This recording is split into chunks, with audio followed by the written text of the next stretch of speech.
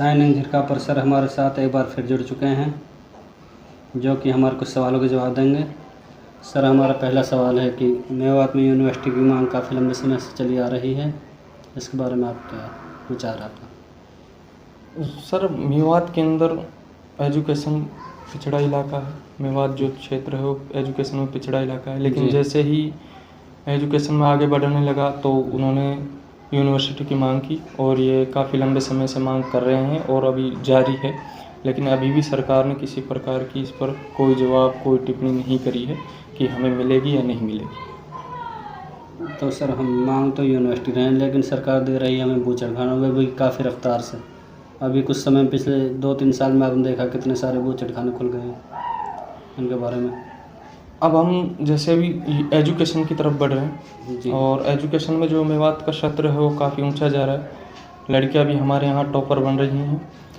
अब कह नहीं सकते कि एक प्रोपेगेंडा है या एक साजिश है, कह नहीं सकते कि सर ये प्रोपेगेंडा है या एक साजिश है कि मेवात के अंदर बजाय यूनिवर्सिटी देने के बार बार बूचड़खाने दिए जा रहे हैं जो मीट फैक्ट्री के रूप में हमें मिल रहे हैं जी।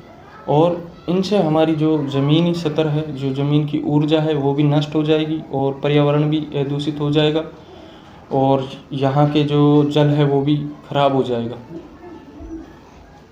सर, इसका कुछ लक्षण देखने मिले मांडीखेड़ा में, जैसे हॉस्पिटल में देखते हैं बीमारी काफ़ी तेज़ रफ्तार से फैल रही हैं।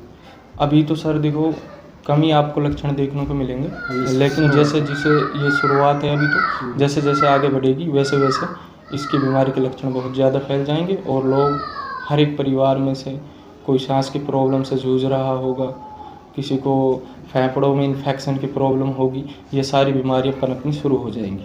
जी। तो सर, जैसे कि हमारी मांग तो थी कलम की और सरकार ने दे दिया बूचड़खाने हमें, इस पर आपकी क्या राय है? सर, हम यूनिवर्सिटी की मांग कर रहे हैं और बार बार करते रहेंगे जब तक हमें यूनिवर्सिटी नहीं मिलती, जब तक हम करेंगे।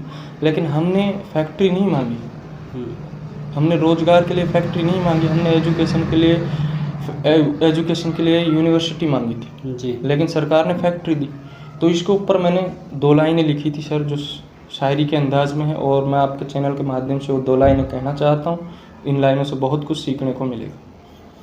जैसा कि हमने पढ़ना चाहा और इन्होंने बीमार कर दिया। जी। हमने पढ़ना चाहा, इन्होंने बीमार कर दिया। जो हवा थी साफ, इसे भी लाचार कर दिया। जो हवा थी साफ, इसे भी लाचार कर दिया। बोले थे रोजगार देंगे और हाथों में कैंसर का इलाज थमा दिया। जी।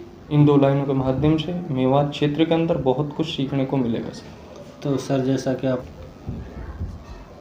कि आपने इन 2 लाइनों से काफ़ी कुछ समझाया है, तो इनमें जैसे कि कुछ रोज़गार देने की भी बात की गई है, तो हमारे जो मेवात के नेता हैं इसके बारे में क्या कहना चाहेंगे? मेवात के नेता, उन्होंने भी हमें काफ़ी टाइम तक, जैसे इलेक्शन का टाइम आता है, रोज़गार देने की मांग करते हैं, शिक्षा की मांग करते हैं। लेकिन अब ये जो बूचड़खाना है ये बढ़ रहा है, इसके ऊपर कोई भी आंदोलन नहीं कर रहा है। मेवात को बीमार होने से कोई बचाएगा भी नहीं, ना ये नेता काम आएंगे ना सरकार काम आएगी। ये तो मेवात की जनता को जागरूक होना पड़ेगा। इसके ऊपर भी हमने नेताओं के ऊपर भी 2 लाइनें लिखी थी सर, जो आपके चैनल के माध्यम से शायरी के अंदाज में उनको, हमारे वोट से बने बैठे हैं नेता और वो भी कुछ ना कर सके और यूनिवर्सिटी का सपना अधूरा रह गया, जहर फैलाने वाली फैक्ट्री खड़ी हो गई। यूनिवर्सिटी की जगह मीट फैक्ट्री आ लगी, कलम मांगी थी, बीमारी थमा दी। जी। आपका बहुत बहुत शुक्रिया, जो ये शायरी अंदाज में आपने जवाब दिया।